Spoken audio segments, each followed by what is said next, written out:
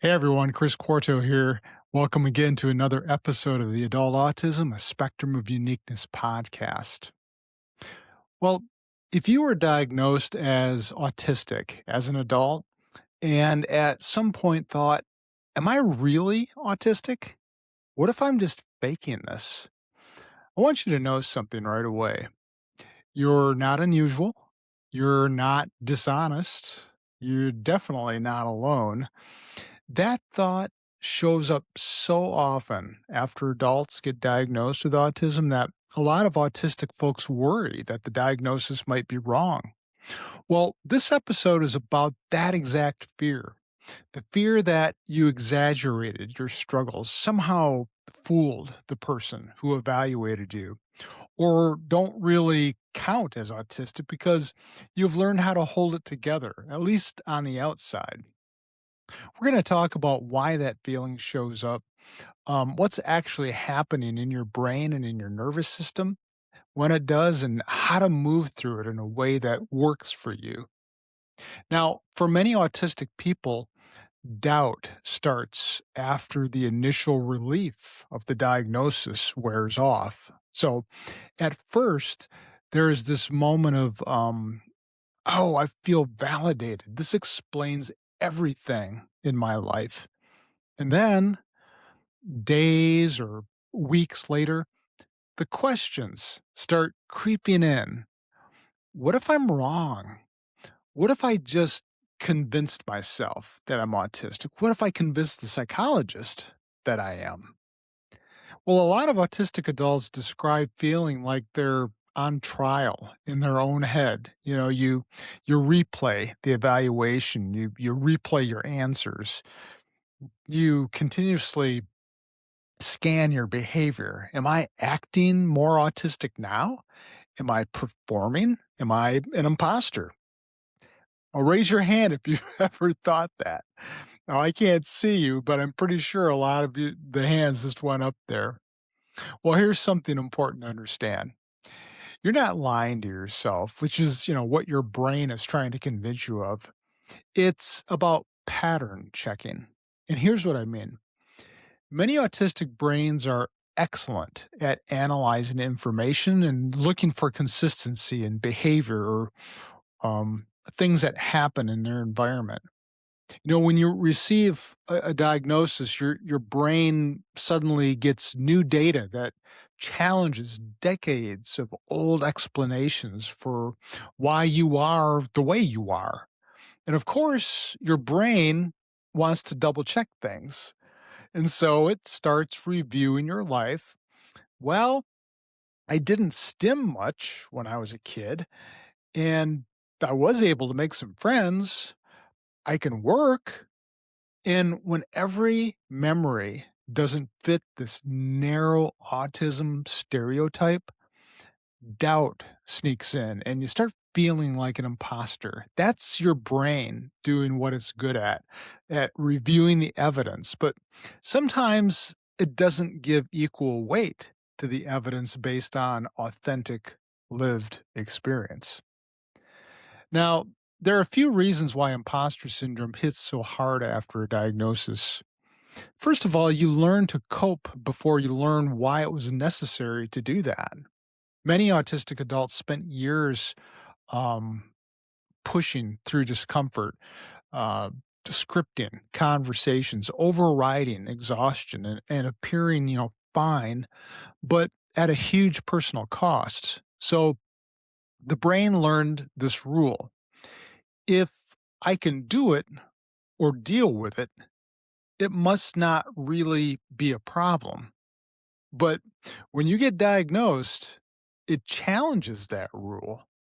And when rules are challenged, the brain resists. Here's another thing to consider. Stereotypes are loud and narrow. Many people grow up thinking autism looks like Rain Man. Have you ever seen that movie with Dustin Hoffman and Tom Cruise? It's about a guy who's severely autistic, someone who can't live independently and has obvious visible traits. So if your life doesn't look like that, your brain says see, my life doesn't match that picture. I must not really be autistic. But what it doesn't say is it's the stereotype that doesn't fit, not me. The third thing that masking is that masking makes effort invisible. And what I mean by this is that when coping becomes automatic, you stop noticing how hard things are.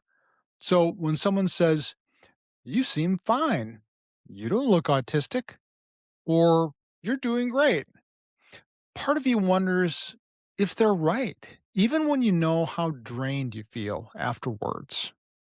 Now, here's something interesting to think about. Sometimes imposter syndrome feels protective.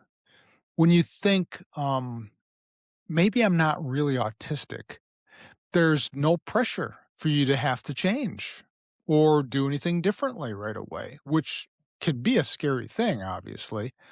And you don't have to rest more. You don't have to set new boundaries.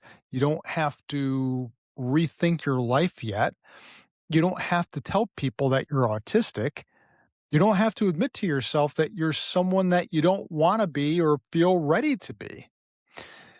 The doubt is trying to keep things the way they are, to keep things feeling familiar and predictable, which is more comfortable and less scary. So, in many cases, this isn't about denial. It's your nervous system trying to protect you from change that feels scary or overwhelming. Okay, so here's the thing, social feedback matters here. Many autistic adults report that doubt spikes after hearing things like, "You don't seem autistic. Everybody does that. You're just anxious, but you're doing so well." Even when people are well meaning, what their comments do is feed the self doubt monster. Here's the truth, other people's disbelief does not invalidate your diagnosis or your self diagnosis. It just reflects how much they don't know about autism. And you know what? You're not required to prove your experience to anyone. Now, let me share with you the results of some research that looked at this issue of imposter syndrome. There was a study conducted back in 2020 where they interviewed late diagnosed autistic adults about things like identity and self understanding. And many of the research participants talked about experiencing intense self doubt after their diagnosis. One person said, I felt like I tricked everyone, like maybe I just learned the right words. And another person said, I kept thinking maybe I'm just bad at being normal and not actually autistic. Many describe feeling in between, like not fully believing their diagnosis and not fully identifying as autistic yet. Now, there was another study that focused on how autistic identity develops after a person is diagnosed as an adult. And the people in the study talked about going through a long adjustment period where imposter feelings were common. One person shared, I'd accept it one day and doubt it the next. And another person said, it took years to feel confident about saying, yes, this is who I am, I'm autistic. And the researchers found that self trust and autistic identity grew slowly, usually through experience. So if you're struggling with this, you're not behind, you're in a normal part of the process. Now, here's the thing, many people try to argue imposter syndrome away. Like they'll say to themselves, I never faked being autistic, or I have a psychological evaluation report that proves I'm autistic. And sometimes that helps, at least for a while, but usually it doesn't last. And because this isn't just a thinking problem, it's a nervous system problem. It grows out of years of being misunderstood and having your needs minimized. Now, over time, a lot of autistic adults learn to doubt themselves. They start feeling like they have to keep showing other people that they're okay instead of trusting how they really feel. But trusting yourself is a key part of developing your identity as an autistic person. Trusting yourself grows when you take your limits seriously, when you listen to your body, when you set boundaries, when you respect your energy and allow accommodations. And each time you do that, you teach your brain it's safe to listen to myself. And little by little, that sticks. And imposter thoughts start losing their power. So let's talk about some practical ways you can build trust in yourself. First, look for patterns, not just how bad things feel on a particular day. Many people with imposter syndrome only believe themselves on their worst days. On okay days, they start thinking, maybe I'm fine. Maybe I made this up. For example, you might get through work or hold it together in a meeting and think, see, I handled that. I must not really be autistic. But then you go home completely exhausted and need hours to recover. That pattern matters. Autism usually shows up in repeated ways over time. So instead of judging yourself by one day, just ask, what keeps happening in my life again and again, day after day? And why might that be the case? Secondly, include the cost, not just the outcome. Just because you can do something doesn't mean it's easy for you. Many autistic adults look only at the result and think, I did it, so it must not be a real struggle. But what matters just as much is how much effort it takes and how long it takes you to recover afterward.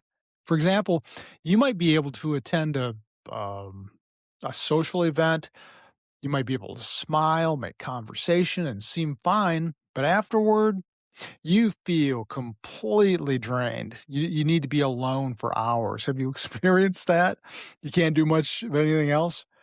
That exhaustion, that's part of the picture. And when you notice and respect that cost, you're learning to take your own limits seriously. And that's how you start trusting yourself and building your identity as an autistic person. Third, notice what changes when you accommodate yourself. When you make small adjustments to how you live, work, socialize, and you start feeling better, that's important information. It's real data about what your brain and your body need. For example, maybe you start taking short breaks during the day. Um, I know a lot of my clients use noise canceling headphones, or you turn off your camera during meetings. And suddenly, you're less exhausted, you're less irritable, and more focused. That improvement, that's not a coincidence. It's your nervous system responding to being supported. And when you pay attention to those changes, instead of just kind of dismissing them, you learn to trust your own experience. Now, back in episodes 28, 29, and 30, I talked about something called the anchor framework, which is a four-step um, self-regulation and decision-making tool. It's designed to help you deal with stuff like overwhelm, self-doubt, emotional stress. I think the anchor framework can definitely be helpful in terms of dealing with imposter syndrome. And so I'd like to go through each step with you to show how it works. Now, you might remember if you listened to those episodes, the first step in this process was called notice and name. And that's how everything starts. And there will be times when you notice that you're feeling like an imposter, and that's the time when you would name it.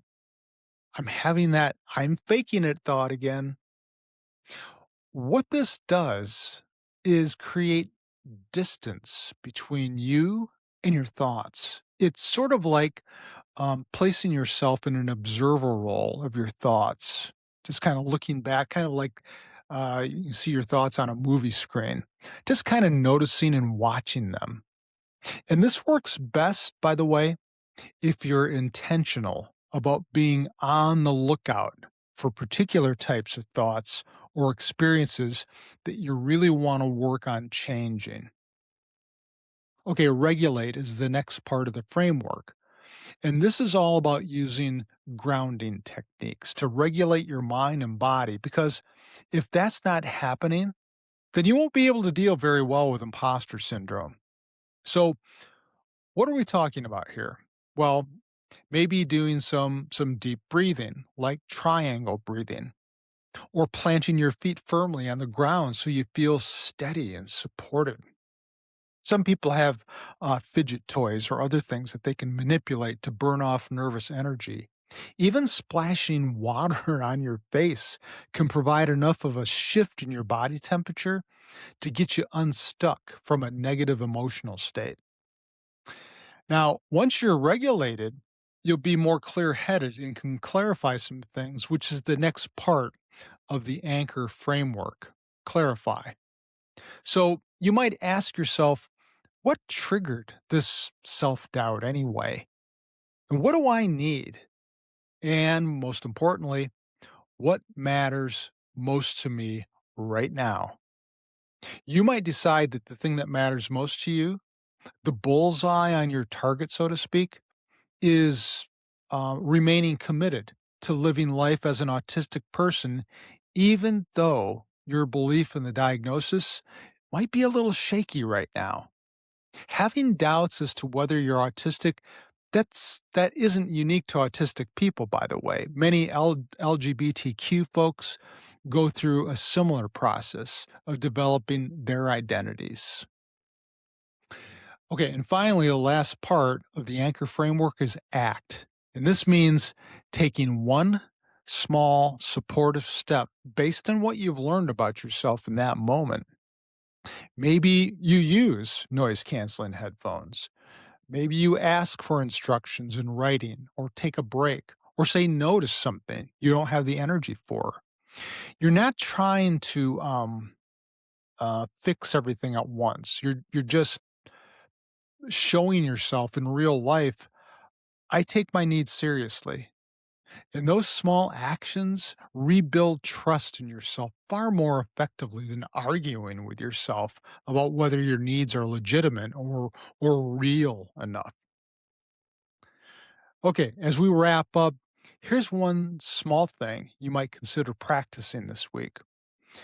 When the I'm just faking it thought shows up, and it probably will, just pause and gently finish this sentence. Even if I'm having the I'm faking it thought right now, my experience is still real. So you say that, you finish that, you experience that thought. Imposter syndrome doesn't mean you're not autistic. It's a natural part of the autistic identity building process. And if you remember that, you'll be able to keep things in perspective and starve the self doubt monster. Thanks once again for listening. Have a great rest of the week. And remember, your uniqueness is awesome.